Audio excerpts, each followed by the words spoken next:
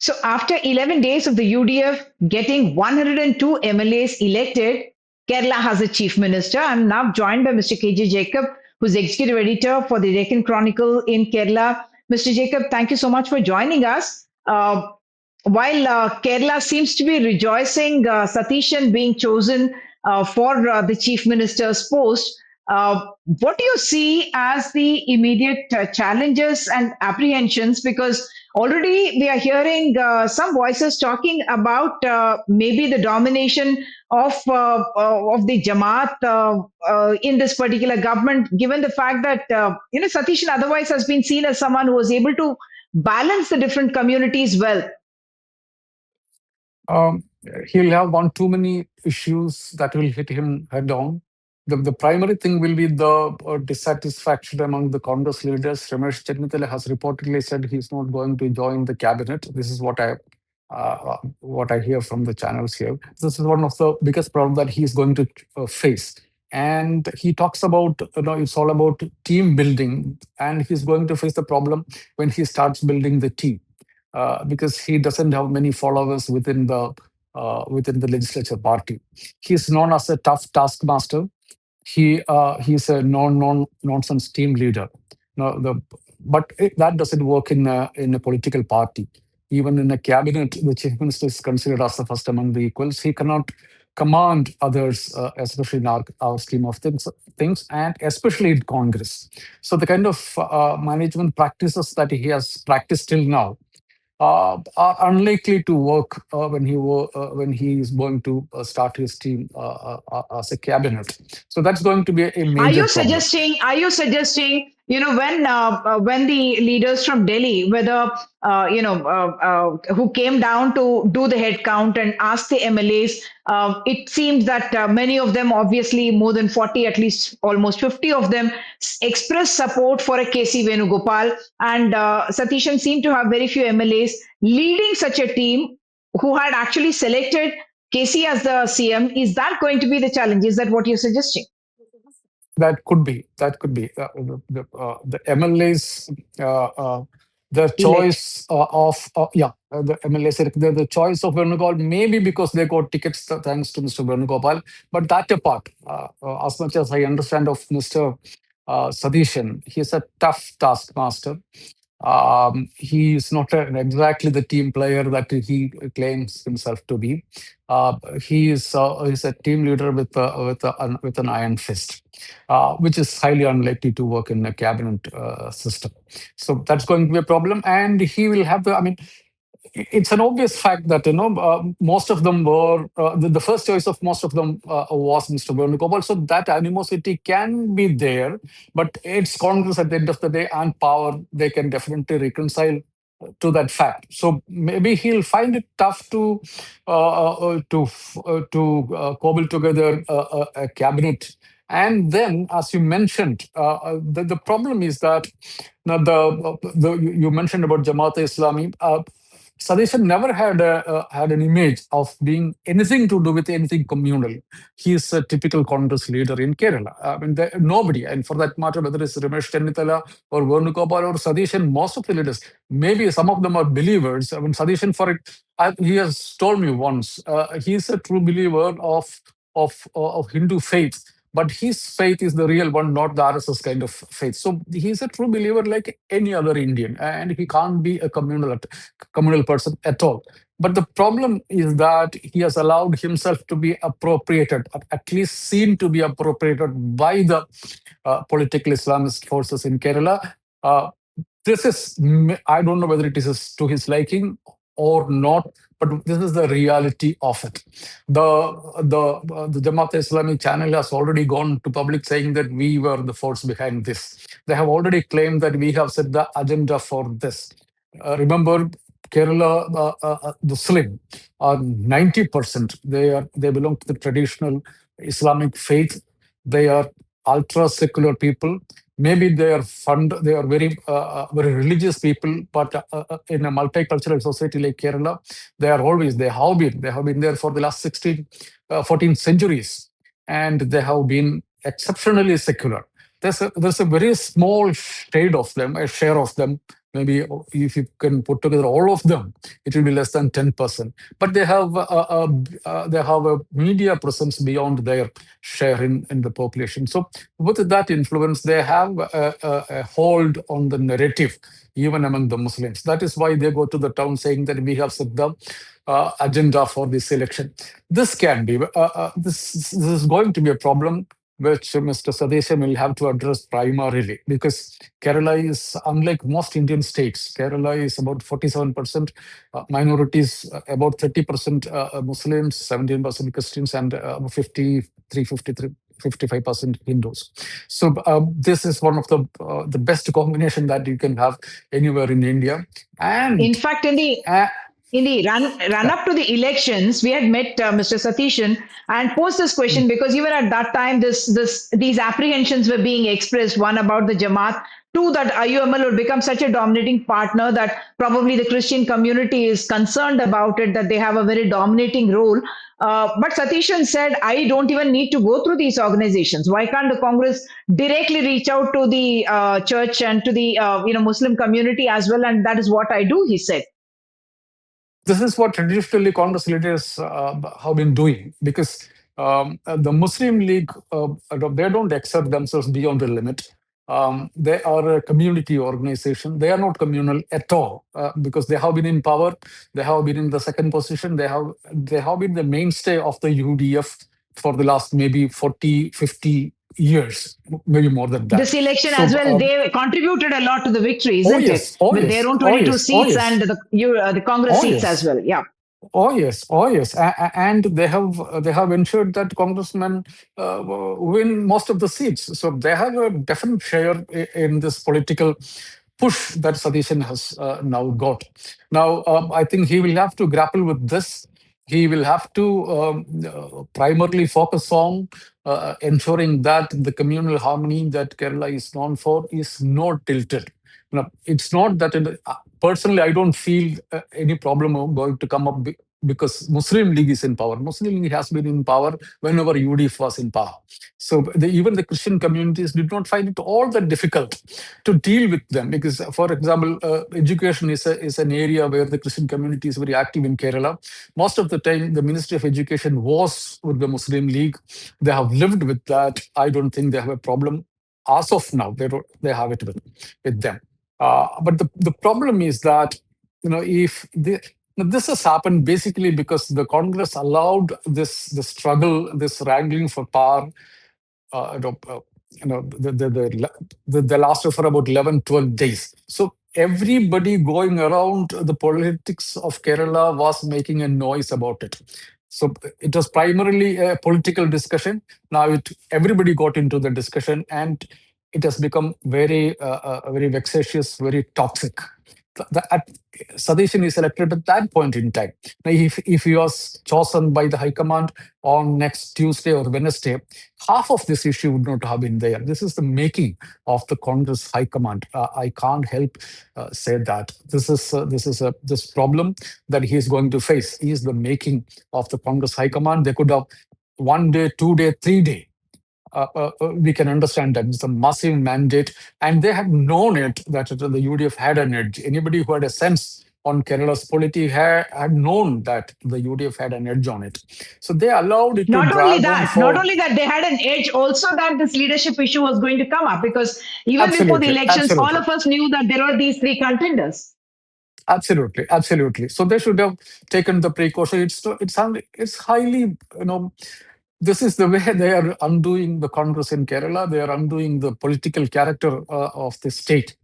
So unnecessarily dragging this issue beyond even their hold, and allowing every single element in society, even with their own vested interest, to come and make a noise about it. Now they'll start talking about who should be given. NSS has already started this. They have said that the education portfolio should not be given to the Muslim League. The Muslim League has been holding that portfolio whenever. starting from the 70s. C.H. Muhammad Koya was one of the first education ministers, one of the finest education ministers we have ever had. He started the Cochin University of Cochin, which is the best university in Kerala today.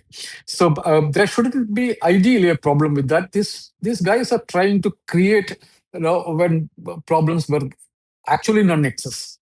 So this is going to be the toughest challenge Satheesan is going to face, because the Congress High Command has created this kind of a situation for him to grapple with. So ministry Already we are formation hearing is these Already, we are hearing these voices that seem to suggest that the decision to go for Satheesan, he's been influenced by elements which are absolutely outside of the formal of the network of party. the Congress of the That is party. it. The second part That of is it it. that I must ask you is when you're saying appropriated by the Jamaat, are you also suggesting that there will be a reverse consolidation and what Kerala seems to always be apprehensive about, polarization on those lines? Is that something that is the concern that you're actually voicing when you're saying that Satishan has to break that perception that he's been appropriated by one particular group? No, the campaign itself had this shade of Jamaat presence, but the vote for the Congress and the UDF has already broken all those kind of barriers. Even beyond the political barriers, people from every religion, every section have voted for the UDF and the Congress. So the Congress has already broken that problem primarily.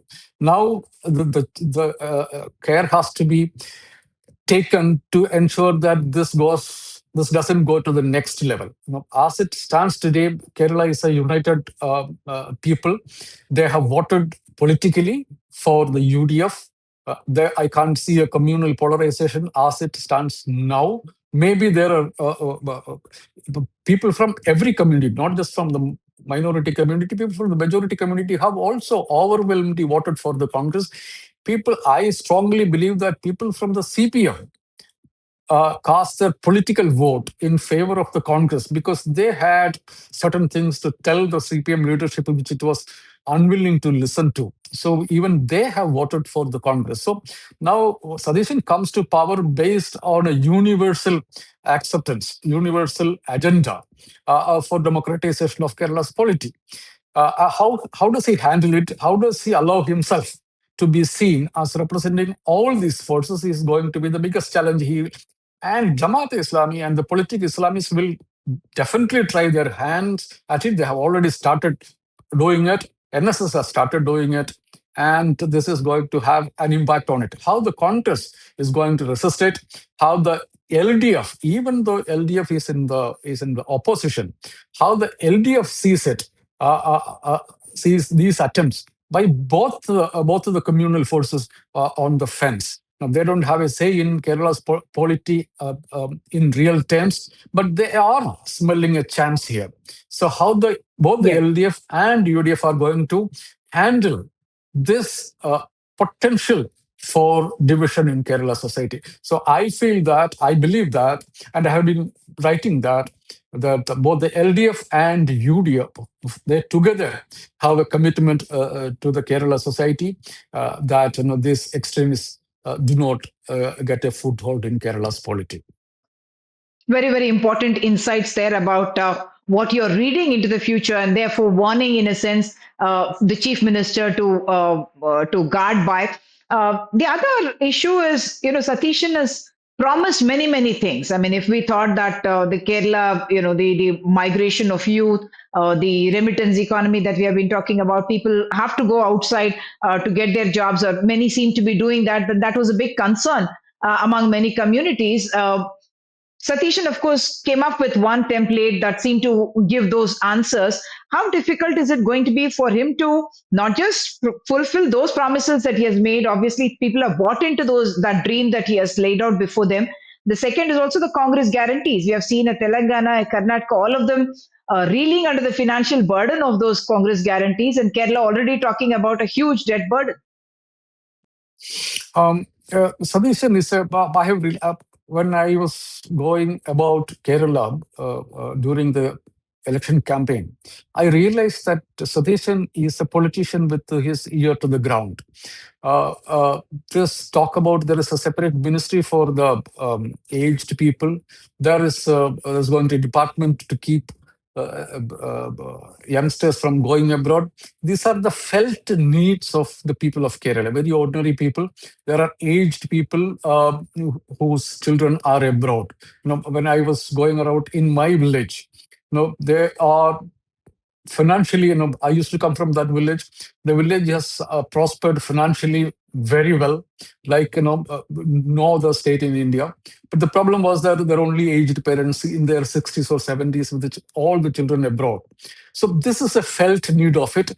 But how's a government going to find a solution to this is really it makes very little sense to me, because Malayalis, Keralites go abroad, I mean, for the last 2 centuries. So, they go abroad not just for making a living, but for the life that they get there. So that is Yeah. one unrealistic solution that he had offered. It's a felt need, but I'm not sure whether there's any solution for that. And the other offers that he has made.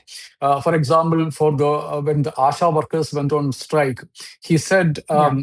and in the manifesto also says that they'll be given 700 rupee a day, that is about 21,000 rupee a month, and their decision will be taken in the first meeting of the cabinet.